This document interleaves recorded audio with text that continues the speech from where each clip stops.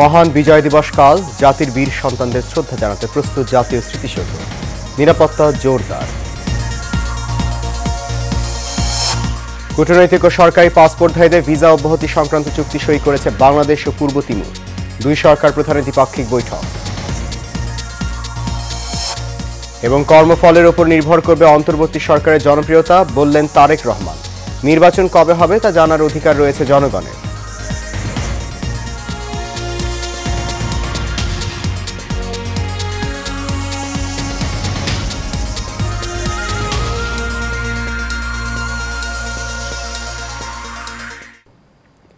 সবাইকে স্বাগত জানাচ্ছি এশিয়ান প্রাইম নিউজে। আপনাদের সাথে আছি আমি সৈয়দ মাহিউজ্জামান মুখর।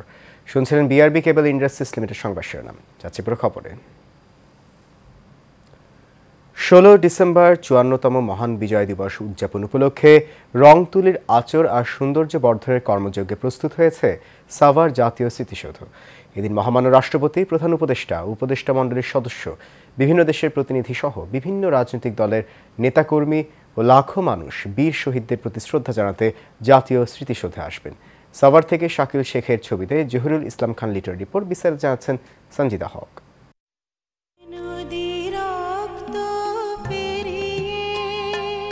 রাত পোহালেই মহান বিজয় দিবস। মাতৃভূমির সার্বভৌমত্বের জন্য মহান মুক্তিযুদ্ধে যেসব বীর নিজেদের জীবন বিলিয়ে দিয়েছেন, সাভারের জাতীয় স্মৃতিসৌধে কাল তাদের শ্রদ্ধা জানাবে জাতি। জাতীয় স্মৃতিসৌধে তাই চলছে শেষ মুহূর্তের প্রস্তুতি। স্মৃতিসৌধকে ধুয়ে মুছে পরিচ্ছন্ন করতে, রং তুলি আঁচড়ে ফুটিয়ে তুলতে এবং এর সৌন্দর্য তুলে ধরতে পরিচর্যায় ব্যস্ত শ্রমিকরা। শহীদদের প্রতি ভালোবাসা থেকেই এই কাজ করছেন বলে জানান তারা। 16 ডিসেম্বর উপলক্ষে আমরা এখানে রং তুলির কাজ করতেছি দীর্ঘদিন যাবত। সাভার জাতীয় স্মৃতিসৌধে ইট বালু সিমেন্টের কাজ করতেছি, কানে ফুলের গাছ লাগাচ্ছি। রাষ্ট্রপতি আসবে, উপদেষ্টা আসবে, সেই জন্য এখানে আমরা কাজ করতেছি। এখানে আমরা পয়সা করি, আমাদের কাছে ওইটা আনন্দ হয়, হেরাও সুন্দর পায়, আনন্দ পায়।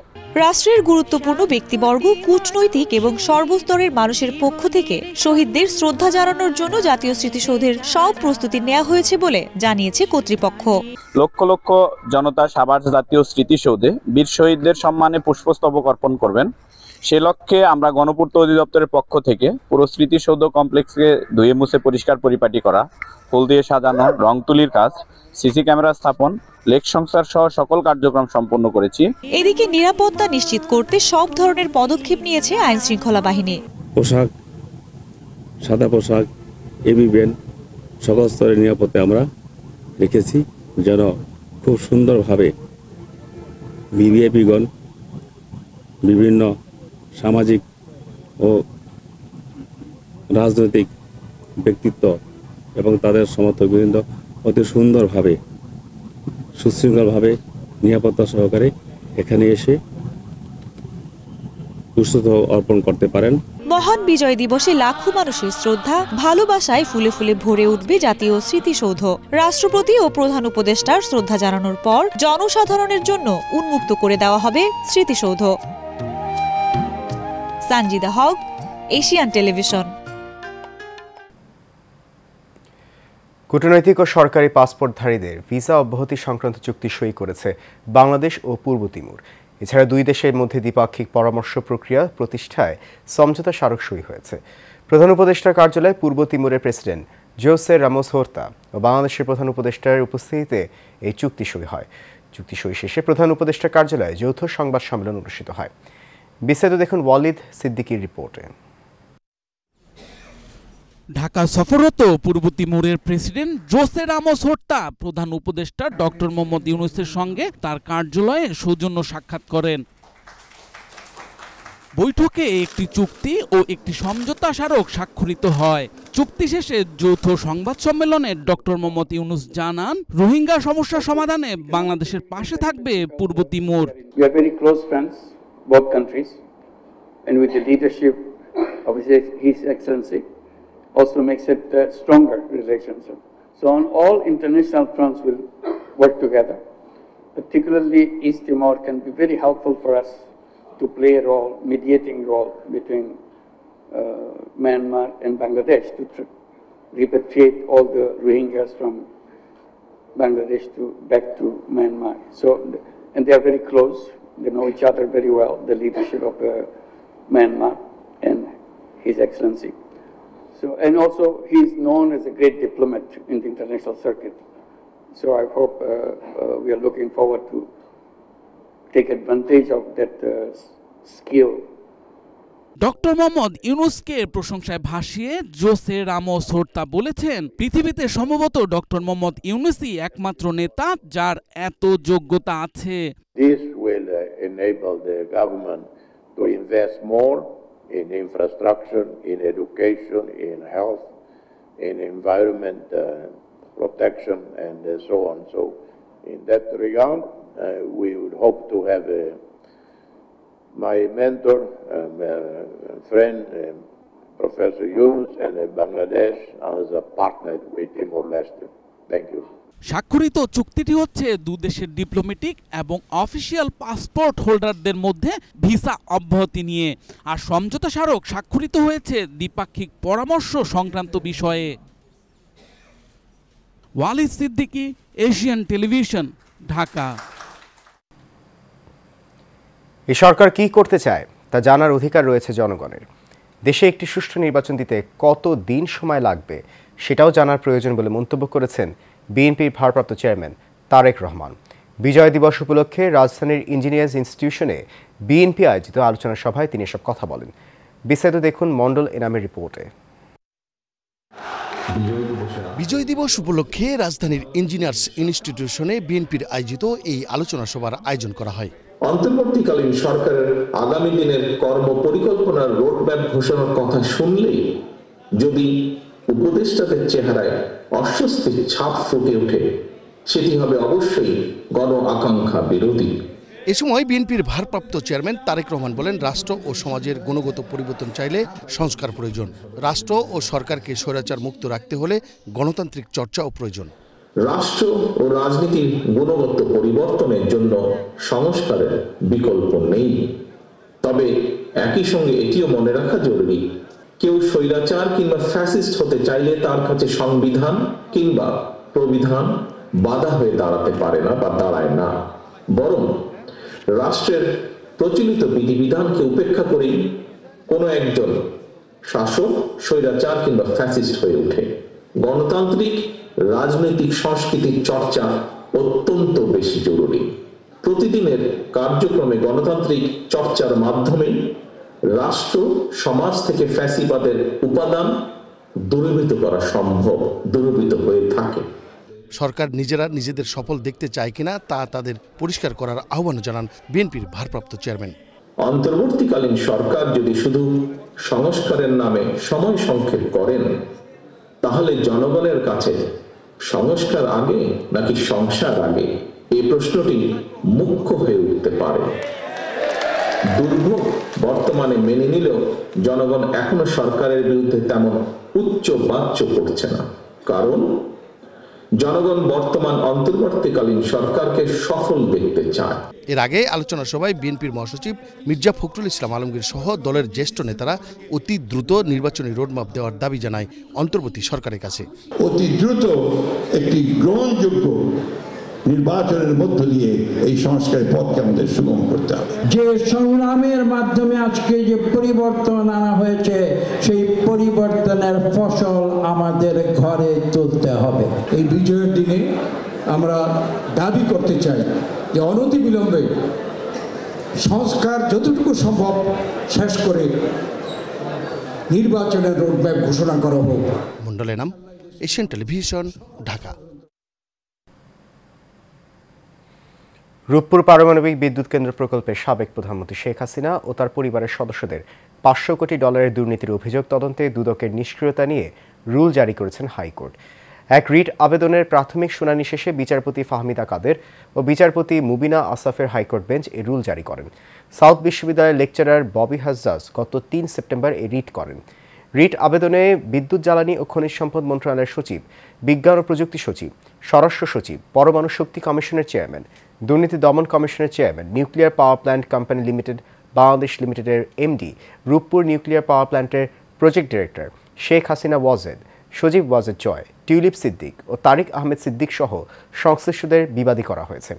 অভিযোগ ওঠা $5 বিলিয়ন দুর্নীতি প্রতিরোধে বিবাদীদের নিষ্ক্রিয়তা বা ব্যর্থতা কেন অবৈধ হবে না, অভিযোগ তদন্তে পদক্ষেপ নিতে বিবাদীদের নিষ্ক্রিয়তা বা ব্যর্থতা কেন অবৈধ হবে না, এই মর্মে রুল জারির আবেদন জানানো হয়েছে রিটে। পাশাপাশি অভিযোগের তদন্তের জন্য দুদকের চেয়ারম্যানের প্রতি নির্দেশনা চাওয়া হয়েছে। এছাড়া তদন্তের মাধ্যমে দোষীদের বিরুদ্ধে আইনগত ব্যবস্থা নেওয়ার নির্দেশনা চাওয়া হয়েছে।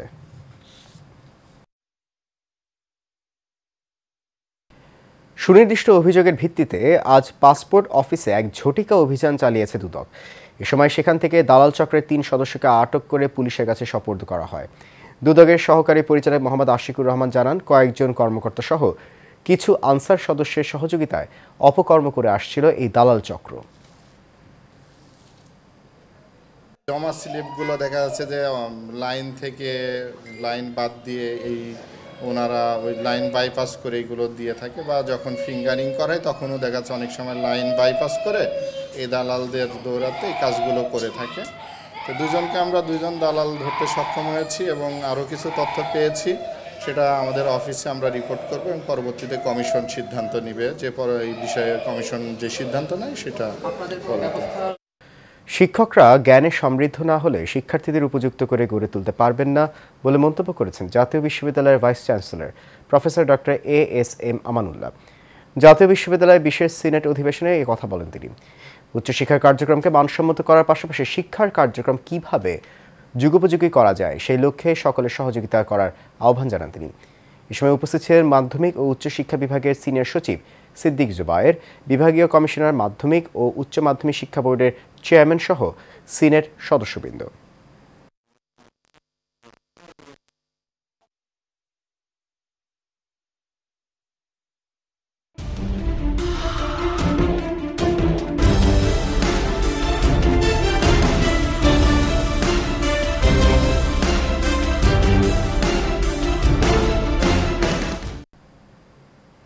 বাংলা প্রসঙ্গ।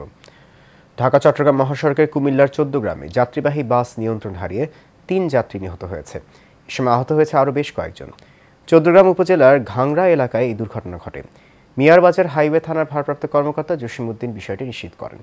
পুলিশ জানায় সকাল 12:30টার দিকে ঢাকা চট্টগ্রাম মহাসড়কের 14 গ্রাম উপজেলার ঘাংরা এলাকায় হানিফ পরিবহনের একটি বাস নিয়ন্ত্রণ হারিয়ে সড়কের পাশে একটি গাছের সাথে ধাক্কা লাগে। এ সময় বাসের 3 যাত্রী ঘটনাস্থলে নিহত হয় এবং আহত হয় আরও বেশ কয়েকজন। খবর পেয়ে পুলিশ ঘটনাস্থলে গিয়ে 3 জনের মরদেহ উদ্ধার করে থানায় নিয়ে আসে এবং আহতদের স্থানীয় উপজেলা স্বাস্থ্য কমপ্লেক্সে ভর্তি করানো হয়। প্রাথমিকভাবে নিহতদের পরিচয় এখনো জানা যায়নি।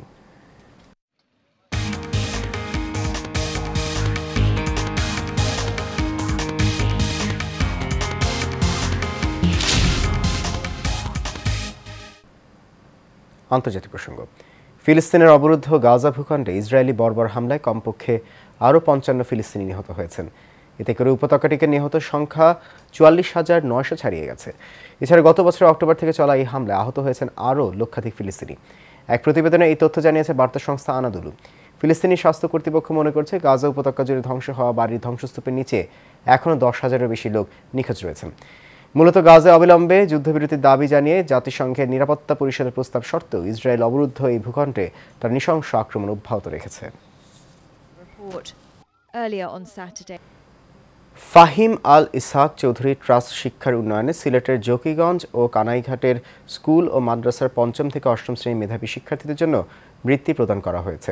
এ উপলক্ষে একটি সংবাদ সম্মেলনের আয়োজন করা হয়। সেখানে ট্রাস্টের সচিব মোহাম্মদ শাব্বির আহমেদ উপস্থিত সাংবাদিকদের সামনে ফাহিম আল ইসহাক চৌধুরী ট্রাস্ট এবং বৃত্তি কার্যক্রমের মূল উদ্দেশ্য, সামাজিক ভূমিকা ও ভবিষ্যৎ পরিকল্পনা বিস্তারিতভাবে তুলে ধরেন। সংবাদ সম্মেলনে আরও বক্তব্য রাখেন ট্রাস্টের সহসভাপতি ATM সেলিম চৌধুরী, উপজেলা শিক্ষা অফিসার, বিভিন্ন শিক্ষা প্রতিষ্ঠানের প্রধানগণ এবং জকিগঞ্জ ও কানাইঘাট উপজেলার গণ্যমান্য ব্যক্তিবর্গ, ট্রাস্টের সচিব ও সিনিয়র কর্মকর্তাগণ গণমাধ্যম কর্মীদের বিভিন্ন প্রশ্নের জবাব দেন।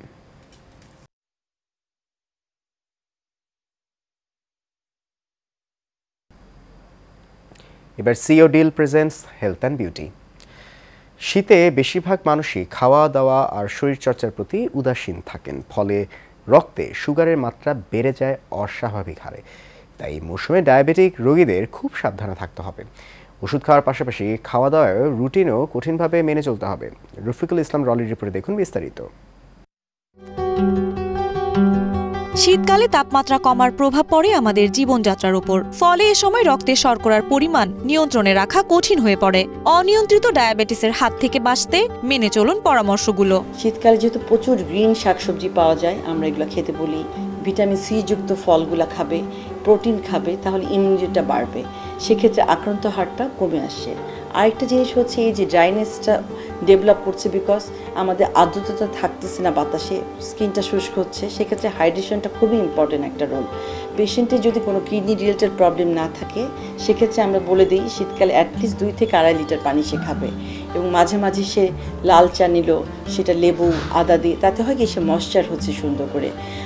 ডায়াবেটিসের রোগীদের প্রতিদিন 30 থেকে 40 মিনিট হাঁটতে হবে অথবা ব্যায়াম করতে হবে। শীতকালে যদি কষ্ট হয় কিংবা যাদের শ্বাসকষ্ট বা হাঁপানির সমস্যা আছে, তারা বিকেলে অথবা সকালেও হাঁটতে পারেন। হাঁটা বা শরীরচর্চা শরীরের ইনসুলিনের কর্মক্ষমতা বাড়াবে। ডায়াবেটিস রোগীদের যে হাঁটার কথাটা আমরা নর্মালি বলি, আইদার সকালে হাঁটবেন নয় সন্ধ্যা বা বিকালে, তো শীতকালে ক্ষেত্রে আমরা ঠিক সেভাবে বলি না। আমরা বলি যে একটু যখন রোদটা উঠলো দেন আপনি হাঁটতে বের হলেন। আরেকটা প্রশ্ন যেটা হচ্ছে কি, আমাদের 2টা ভ্যাকসিনের কথা বলে দিই। একটা হচ্ছে ফ্লু ভ্যাকসিন, যেটা ইনফ্লুয়েঞ্জা ভ্যাকসিন বলি, ফ্লু শট, আর একটা হচ্ছে নিউমোনিয়া ভ্যাকসিন। এই ভ্যাকসিনগুলো যখন পেশেন্টরা নিয়ে নেয়, তারা যদি পরবর্তীতে আক্রান্ত হয়, সেই পর্যায়ে মানে সিভিয়ারিটি সেরকম হয় না। বয়স্ক রোগীদের ক্ষেত্রে যেটা হয়, অক্সিজেন স্যাচুরেশন মেশিনটা যেন অবশ্যই বাসায় থাকে, তাতে হয় কি স্যাচুরেশন লেভেলটা দেখা যায়। যখন দেখবেন যে রোগী নেবুলাইজ করছে বাট তার শ্বাসকষ্ট কমছে না, স্যাচুরেশন 90 নিচে নেমে যাচ্ছে, তখনই যেন আপনার হসপিটালে শিফট করে নিয়ে আসেন পেশেন্টকে। ডায়াবেটিসের রোগীদের শর্করা জাতীয় খাবার পরিমিত পরিমাণে খেতে হবে। শীতে শরীরের যত্ন নিতে সবুজ শাকসবজি খেতেই হবে। পালং শাক এবং পাতাকপির মতো শাকে প্রচুর পরিমাণে ফাইবার, খনিজ, ভিটামিন থাকে।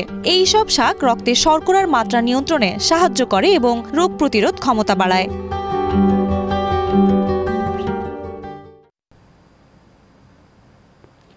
এরই সাথে শেষ করব এশিয়ান প্রাইম নিউজ। তার আগে বিআরবি কেবল ইন্ডাস্ট্রিজ লিমিটেড সংবাদ শিরোনামগুলো জানিয়ে দিচ্ছি আরও একবার। মহান বিজয় দিবস কাল, জাতির বীর সন্তানদের শ্রদ্ধা জানাতে প্রস্তুত জাতীয় স্মৃতিসৌধ, নিরাপত্তা জোরদার। কূটনৈতিক ও সরকারি পাসপোর্টধারীদের ভিসা অব্যাহতি সংক্রান্ত চুক্তি সই করেছে বাংলাদেশ ও পূর্ব তিমুর। 2 সরকার প্রধানের দ্বিপাক্ষিক বৈঠক। এবং কর্মফলের ওপর নির্ভর করবে অন্তর্বর্তী সরকারের জনপ্রিয়তা, বললেন তারেক রহমান। নির্বাচন কবে হবে তা জানার অধিকার রয়েছে জনগণের।